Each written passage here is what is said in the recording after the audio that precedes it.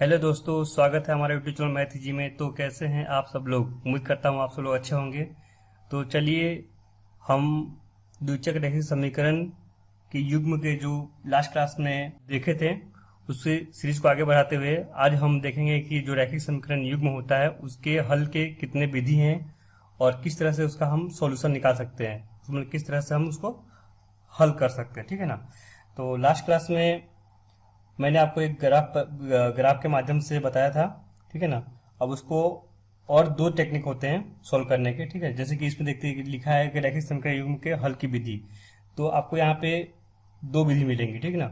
एक तो अपना हो गया, हाँ तो दोस्तों जैसा कि आप लोग देख पा रहे हैं यहाँ पे कि जो अपना रैखिक समीकरण युग्म है उसके हल करने के दो तरीके हैं। एक तो ग्राफीय विधि से और दूसरा बीजगणितीय विधि से। ठीक है ना।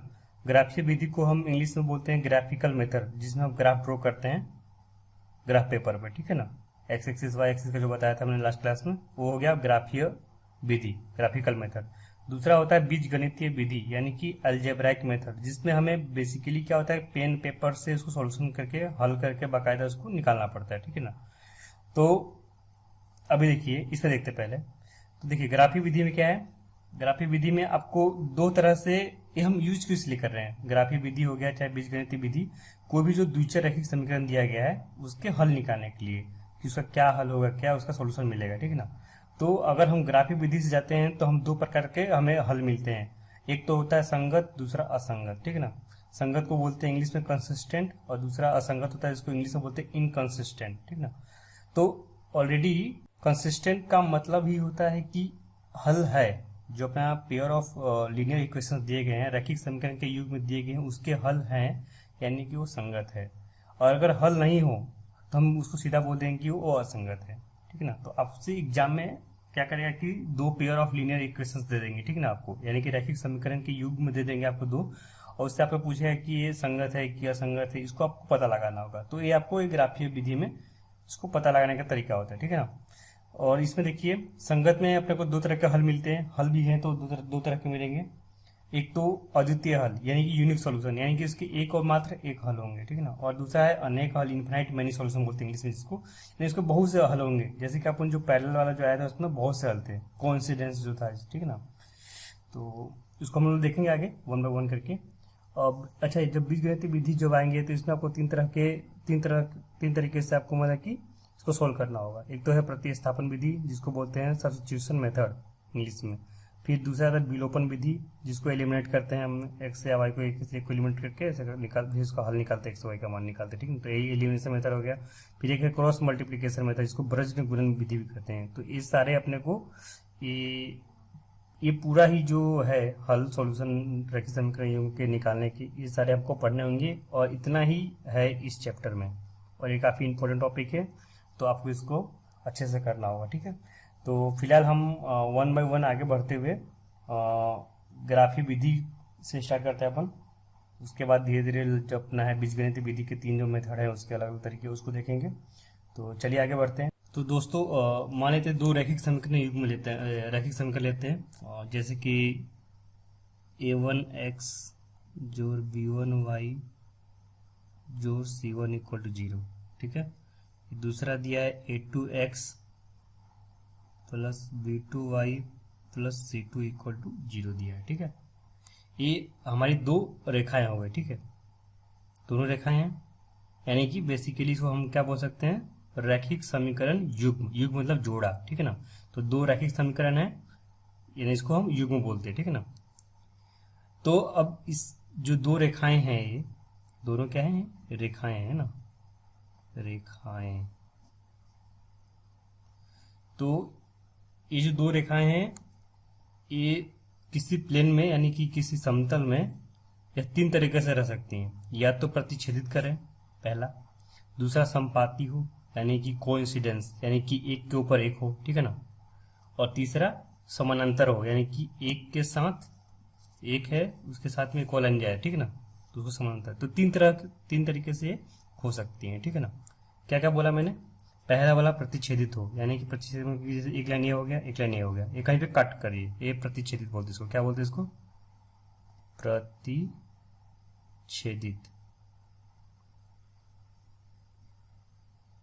प्रतिच्छेदित बोलते हैं इसको, ठीक है ना। नेक्स्ट होता है एक संपाती होता है। संपाती मतलब इधर ही जा रही है, दो रेखाएं हैं देखो, और इसी के ऊपर दूसरी भी है, तो दोनों क्या है, कोइंसिडेंस बोलते हैं इसको। इसको बोलते हैं इंटरसेक्टिंग लाइंस, इंग्लिश में बोलते हैं इसको इंटरसेक्टिंग लाइंस, ठीक है ना, इंटरसेक्टिंग बोलते हैं। और ये हो गया संपाती। संपाती ये आपको मैंने लास्ट क्लास में बताया भी था, जो ड्रॉ किया था वो संपाती लाइन नहीं था, ठीक ना। संपाती हो गए। और एक होता है समानांतर, यानी कि एक लाइन ऐसे जा रही है और दूसरी इसके साथ ही जा रही है, ठीक ना, यानी कि दोनों के बीच का डिस्टेंस बराबर होता है, बट एक दूसरे को कभी काटती नहीं ना, एक दूसरे के ऊपर ओवरलैप होती है। वही देखिए यहाँ पे ओवरलैप है, ओवरलैप मतलब कि एक ऊपर एक रहती है। ये संपाती हो गई, ये हो जाएगा समानांतर, ठीक ना, समानांतर रेखाएं, ठीक है ना। तो इस तरह से अगर रैखिक समीकरण दिया गया है दो, तो या तो इंटरसेक्टिंग होगी, प्रतिच्छेदित करेगी, या संपाती जिसको बोलते हैं कोइंसिडेंस, ठीक है ना, कोइंसिडेंस लाइन, कोइंसिडेंस लाइन बोलेंगे, ठीक है। और समानांतर को पैरेलल लाइन बोलते हैं, ठीक है, पैरेलल लाइंस बोलते हैं। तो ये तीन तरह की हो सकती है, ठीक है ना। तो अगर हमको एग्जाम में ये दे दे, दो रेखाएं दे दे और उससे हमें पूछे कि ये रेखाएं प्रतिच्छेदित है कि संपातित है, संपाती है कि समानांतर है, तो एक तो मेथड होगा कि आप इसको दोनों लाइन को बकायदा हम स्केल के थ्रू इसको हम ड्रॉ करें ग्राफ पे, और उससे देखें कि ये लाइन पैरेलल आ रही है, संपाती आ रही है, या प्रतिच्छेदित आ रही है, ठीक ना। दूसरा एक रूल क्या होता है वो देखते हैं। तो देखिए आपको इसमें बेसिकली ध्यान क्या देना है, आपको रेशियो ध्यान देना है, यानी कि A1/A2, B1/B2, C1/C2, इसको ध्यान देना है आपको, ठीक ना। यहाँ से आपका डायरेक्टली बता सकते हैं कि ये लाइन प्रतिच्छेदित है, संपादित है या समानांतर है, ठीक है। तो पहला केस देखते हैं यहाँ पे, ये बहुत ही इंपॉर्टेंट, इसको ध्यान से देखिएगा। अगर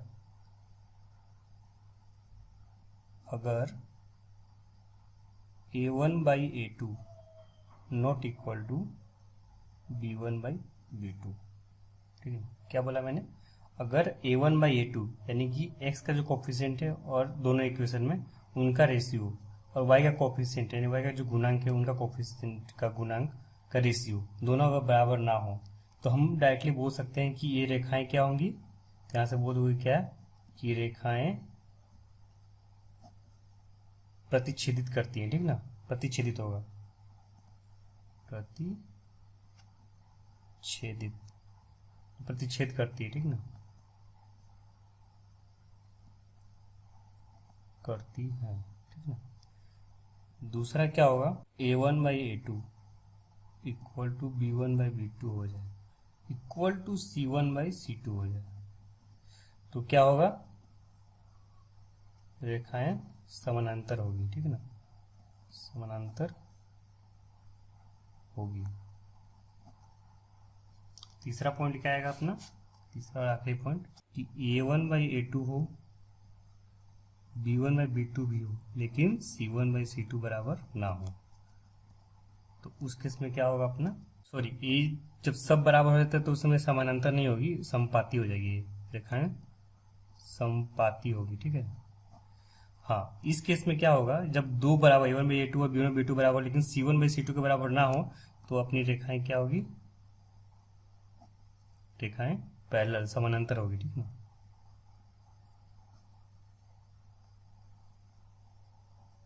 होगी, ठीक है। तो ये आपको ध्यान रखना है। क्या बताया मैंने कि A1/A2 B1/B2 दोनों अगर इक्वल ना हो, उनका रेशियो इक्वल ना हो, तो रेखाएं प्रतिच्छेद करेगी, ठीक ना। और जब प्रतिच्छेद करेगी तो उसका हल होगा, ठीक है ना, हल होगा। दूसरा, अगर रेखाएं संपाती भी होंगी तभी भी हल होगा, लेकिन हल कब नहीं होगा, जब रेखाएं समानांतर होगी तब, ठीक है। तो उस केस में हम क्या बोलते हैं कि ये जो अपना प्रतिच्छेदित करे चाहे संपाती हो, तो ये अपना हल होगा यहाँ पे ना, यहाँ पे क्या होगा, अपने को हल मिलेगा, है ना, हल होगा, हल होगा। और इस केस में क्या होगा, अपने को इस केस में अपने को हल नहीं मिलेगा, क्योंकि दोनों समानांतर जा रही है ना, बस जा रही है, दोनों एक दूसरे कट नहीं कर रही है, तो कुछ एक्स और वाई का कुछ मान निकलेगा नहीं यहाँ से, तो यहाँ पे हल नहीं होगा, ठीक ना, हल नहीं होगा, है ना।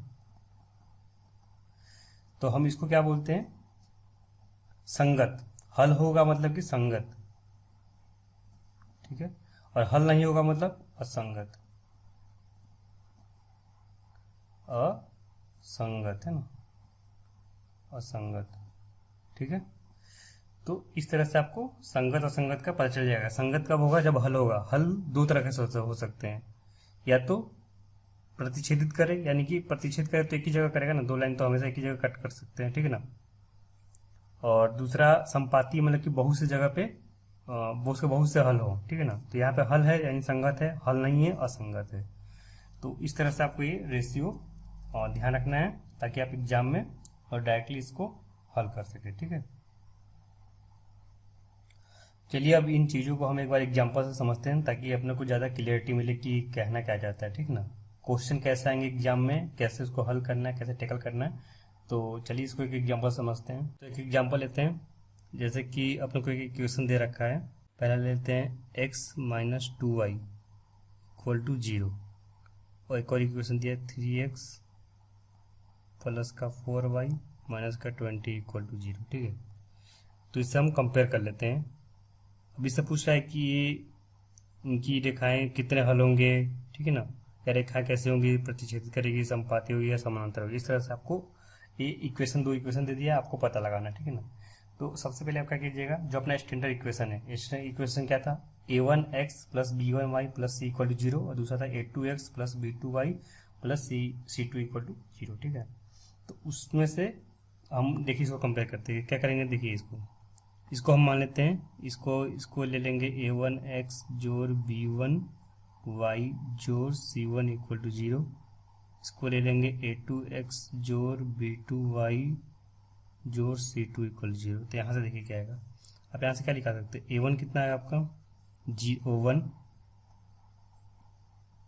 b1 का -2 आ जाएगा, और c1 कुछ नहीं है ना, तो 0 होगा, ठीक है। इसी इक्वेशन के लिए क्या होगा, दूसरे इक्वेशन के लिए a1 का मान बताइए। तो a1 जो x का कोफिशिएंट होगा 3 जो गुणांक होगा, b2 क्या हो जाएगा, सॉरी a2 b2 लिखते हैं, b2 क्या होगा 4, और c2 कितना हो जाएगा -20। हमको क्या करना है, दोनों का रेशियो निकालना है, दोनों का सबका रेशियो निकाल लेते हैं, ठीक ना। a1/a2 b1/b2 c1/c2 निकाल लेते हैं, ठीक है।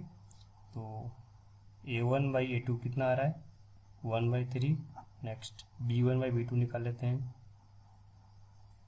और कितना आ रहा है -2/4, यानी कि -1/2। नेक्स्ट c1/c2 कितना आएगा 0/-20 यानी कि 0 आएगा, ठीक है। तो अब देखिए पहला कॉन्सेप्ट क्या बताया था मैंने, ये देखिए ध्यान दीजिए। पहला आपने देखना है कि a1/a2 b1/b2 के बराबर है कि नहीं, ठीक ना। अगर नहीं होगा, अगर बराबर है, देखिए अगर बराबर है तब हमको दो तरह के मतलब की रेखाएं मिल सकती है, तो समपाती मिलेगी या तो समानांतर मिलेगी।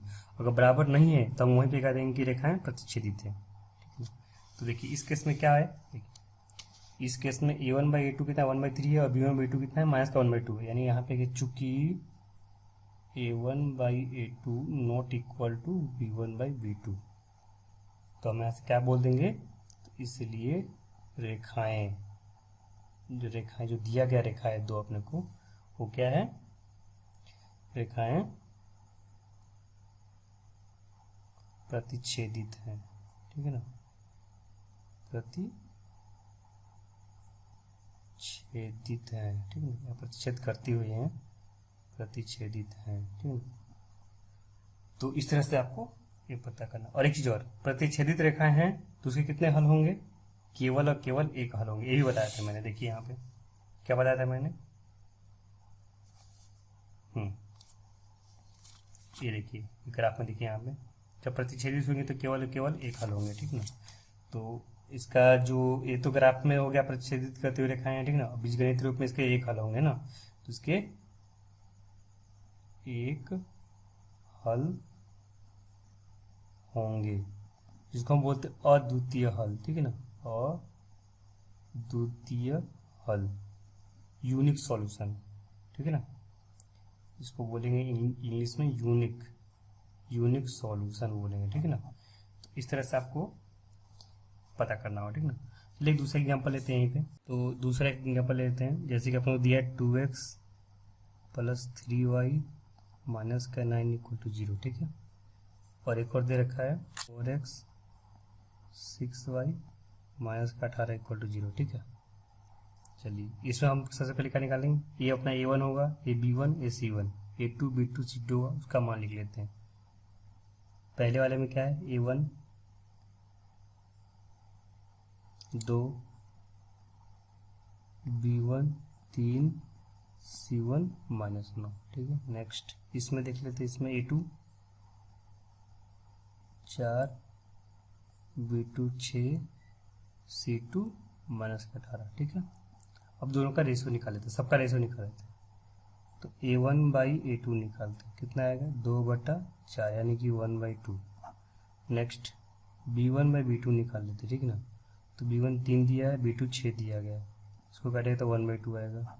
नेक्स्ट c1/c2 निकाले तो कितना आएगा, c1 माइनस का 9 माइनस का 18, ये देखिए माइनस से माइनस कट जाएगा, 9 दूनी 18 यानी कि ये भी 1/2 आएगा। तो अब यहाँ से क्या आ रहा है, चूंकि यहाँ से हम बोल सकते हैं कि a1/a2 equal to b1/b2 equal to c1/c2, ये हमको मिल रहा है, ठीक है। तो जैसे ही सब बराबर मिल जाए तो हम क्या बोलेंगे कि रेखाएं क्या है, समपाती हैं, ठीक है ना, समपाती हैं। तो इसलिए इसको क्या बोलेंगे कि अपना रेखाएं समपाती है ना। समपाती है तो क्या होगा, इसके अनेक हल होंगे, ठीक ना, यानी कि अनेक हल होंगे ना, अनेक हल होंगे, इस तरह से आप बोल सकते हैं। एक और देख लेते हैं, अगर कोई हल ना हो, है ना, यानी रेखाएं समानांतर होगी तब, ठीक है। तो एक और एग्जाम्पल लेते हैं, एग्जाम्पल नंबर 3 देख लेते हैं, ठीक है। तो जैसे कि आपने एग्जाम्पल दे दिया x प्लस का 2y माइनस का 4 इक्वल टू 0, एक और दीजिए 2x प्लस का 4y माइनस का 12 इक्वल टू 0।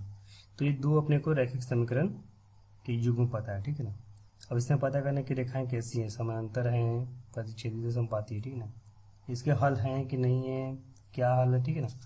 तो लिख लेते हैं वैसे की तरह, क्या लिखेंगे, पहले तो a1 a2 b1 b2 और c1 c2 का मान निकाल लेते हैं। देखिए क्या है, a1 1, b1 2, c1 minus 4। Next इस इक्वेशन के लिए क्या लिखेंगे, a2 2, b2 4 और c2 माइनस का 12, ठीक है। तो यहाँ से आप रेशियो निकालें तो कितना आएगा, अब तो a1/a2 कितना आएगा 1/2। नेक्स्ट b1/b2 निकाल लेते हैं 2/4 यानी कि 1/2। नेक्स्ट c1/c2 निकाल लेते हैं तो माइनस का 4 बटा माइनस का 12, ठीक है, माइनस से माइनस कट जाएगा, 4 3 12 1 बटा 3 बचेगा, ठीक है। यहाँ से क्या नजर आ रहा है आपको, देखिए a1/a2 इक्वल टू b1/b2 है but not equal to c1/c2 आ रहा है ना। तो यहाँ पे हम लिख सकते हैं क्या, चूंकि a1/a2 equal to b1/b2 but not equal to c1/c2 है ना। तो इस केस में क्या होंगी, इस केस में क्या होगी, रेखाएं समानांतर होगी, ठीक ना, समानांतर होगी। समानांतर रेखाएं होगी तो इसके कोई हल मिलेगा, नहीं मिलेगा, ठीक ना। तो कोई हल नहीं, कोई हल नहीं, मतलब कि रेखाएं एक ऐसी रेखा जा रही है, मान लो ये अपना हो गया x plus 2y minus 4 equal to 0, और नेक्स्ट एक इसके साथ ही में है, पैरेलल में है, ठीक है ना, समानांतर में 2x प्लस 4y माइनस का 12 इक्वल टू 0। इस तरह से वो ये समानांतर रेखा है, ठीक है ना। इसमें देखिए रेखाएं क्या है, इसमें बोल रहा है रेखाएं समपाती है ना। समपाती का मतलब वो ही गया एक दूसरे के ऊपर होगी, जैसे कि इधर है एक लाइन, इसी के ऊपर दूसरी लाइन होगी, ठीक है, ये हो गया समपाती। और दूसरा प्रतिच्छेदित का बता ही दिया था आपको ने, प्रतिच्छेदित में क्या था, देखिए इसमें प्रतिच्छेदित में क्या था, तो मान लीजिए कोई एक रेखा ऐसी जा रही है, ये मान लो x माइनस 2y ऐसे जा रही है, x minus 2y equal to 0, और नेक्स्ट को इसको कट कर दे रही है, ये किसी एक पॉइंट पे किसी एक बिंदु पे कट करेगी, ठीक ना। ये हो गया 3x प्लस का 4y माइनस का 20 इक्वल टू 0। तो इस तरह से आपको ये 3 टाइप की रेखाएं मिलेंगे, आप तीन तरह की, प्रतिच्छेदित, संपादित और संपाती और समानांतर। और उसी तरह से हमें हल हल केवल और केवल दो ही चीज़ें मिलेगा, या तो प्रतिच्छेदित रेखाएं हो या तो संपाती हो, ठीक है ना। कभी भी सांप की तरह जो चलता है ना, सांप की तरह, उसमें हल नहीं मिलेगा हमको, ठीक ना। और हल नहीं मिलेगा तो असंगत हो जाएगा, और ये दोनों सब संगत है, जिसमें हल मिलेगा वो संगत होगा। बस इतना ही आपको ध्यान रखना है।